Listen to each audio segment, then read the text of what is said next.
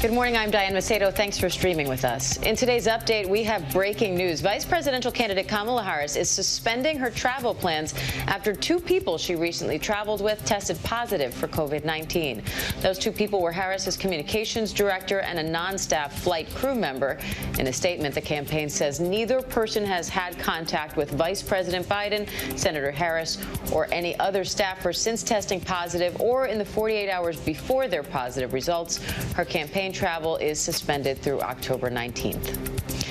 Day 4 of Supreme Court nomination hearings for Judge Amy Coney Barrett is now underway. Today, character witnesses will testify about Barrett to the Senate Judiciary Committee after the committee spent 2 days questioning Barrett directly. The committee is expected to vote on Barrett next week, advancing her nomination to the full Senate. And a wildfire in Colorado has become the largest in the state's history. The Cameron Peak fire grew more than 20,000 acres yesterday alone, forcing firefighters to work through the night. But their efforts, it seems, are paying off. They now say that fire is more than 50% contained. Meanwhile, a new fire is burning near Los Angeles, threatening homes near the Redlands. This fire season is the worst in California's history, burning more than 4 million acres so far. And now to Megan Thee Stallion opening up in the New York Times, speaking up for black women. The rapper says she's not afraid of criticism and hopes to empower young women. Janae Norman has that story. Hip-hop star Megan Thee Stallion speaking out and speaking up for black women in America.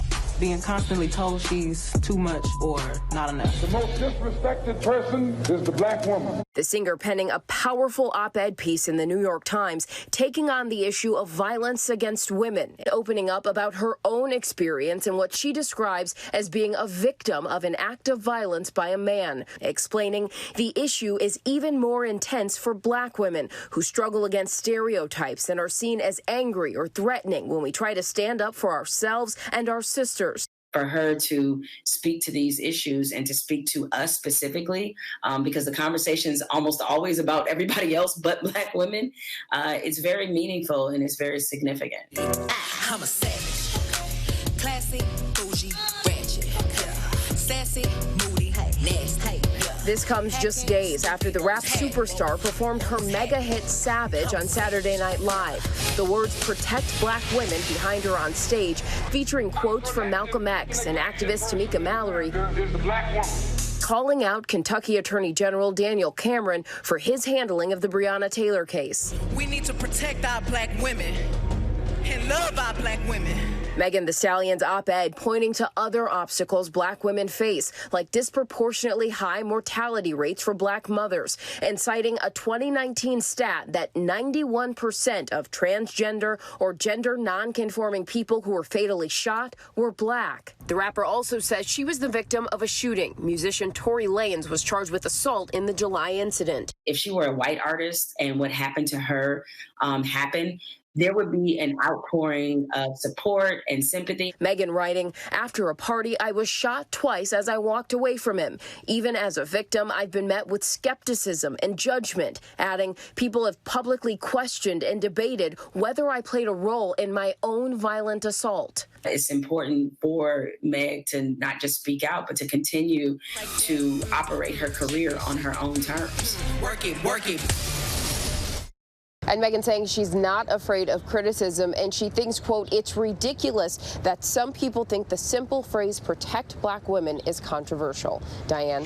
Janae, thanks. And these are Megan Thee Stallion's first public comments since Tory Lanez was charged last week. His arraignment was postponed until November 18th. ABC News was unable to reach his team for comment. But senior entertainment writer at ESPN's The Undefeated, Kelly Carter, joins us now for more on this. Kelly, good morning. Thanks for being here. Good morning. Thanks for having me. So Megan Thee Stallion starts out her piece saying black women have gone from being unable to vote to being able to decide elections within a century. What does that shift say about where we are right now? I mean, I think it says a lot, quite frankly. Probably one of the most important special interest groups in this election, and in last election 4 years ago, were Black women. You know, and I think there's this really kind of funny but very true and very serious meme that has been circulating for years that says Black women, quote, screw it, I'll do it, and I think that speaks volumes, is that, we kind of understand that the world, or the country in this case, is looking at Black women to kind of save the day once again. And I think that Megan was just kind of picking up on this very popular thought and expanding that to her audience and her fan base. Now, when she performed on SNL last week, the words "protect Black women" were on a screen behind her. Now, the words there are obvious, and she used them a lot in this op-ed, but what's the larger meaning behind them?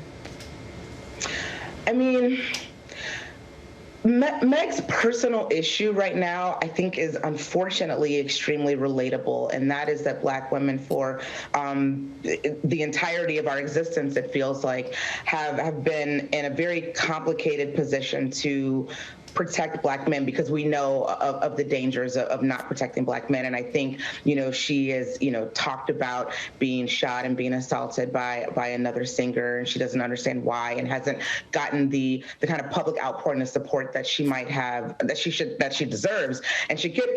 But it happened because she, in that moment, was trying to protect him, because everyone is afraid of what happens when you report an incident against a Black man in this environment.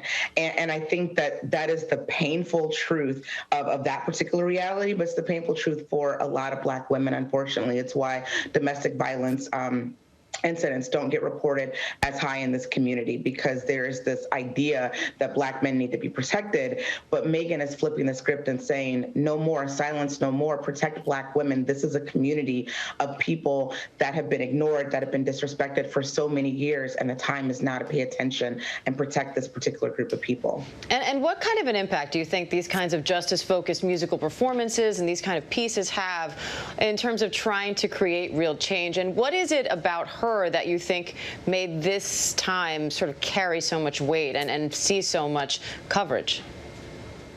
Megan is 25 years old, and it's very difficult to remember that, because a lot of times when she speaks, and even the content of her music makes her appear to be a little bit older than her actual age, but she's a 25-year-old college student. So she is really speaking to a lot of first-time voters in this election, which is very powerful and very important. But it's also important to note that Megan's platform has always been about the empowerment and the upliftment of women, and Black women in particular. Writing about it in a New York Times op-ed and performing on a Saturday Night Live stage with Protect Black Women in the background, it's just a more comfortable way for everybody else to talk about her platform. Her platform is always about putting women out front and making women feel comfortable to live in their own truths. And this is just an extension of all the things that she's been doing since her first mixtape dropped. All right, well, definitely continuing a much-needed conversation. Kelly Carter from ESPN's The Undefeated. We appreciate your time, Kelly. Thank you. Thank you. And now to the latest headlines out of the tech and science world. Here's Mona Kozar-Abdi.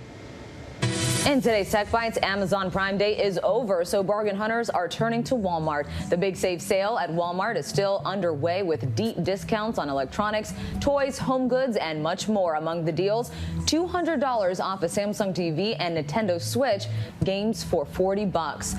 And Zoom is launching a new service to allow users to host online events with paid admission. It's called On Zoom. Only Zoom users with a paid subscription can host events. Admissions can be paid for by credit card or PayPal. For now, Zoom isn't taking a cut of ticket sales. Google Glass is out with a game-changing feature. It lets the bosses see through the eyes of their employees. The feature, called Meet, allows supervisors to remotely tap into the workers' Google Glass and see what they're seeing to help with tasks. That's right, to help with tasks. Those are your Tech Bites. Diane, I'm sure employees are rejoicing with the idea. Diane, back to you. Yeah, we're watched all the time anyway, Mona, you and I in front of a camera. Mona Kozar-Abdi, thank you. And that does it for this ABC News Live update. I'm Diane Macedo. Thanks for joining us. And remember, ABC News Live is here for you all day with the latest news, context, and analysis. I'll see you back here at 3 p.m. Eastern with Terry Moran for The Breakdown.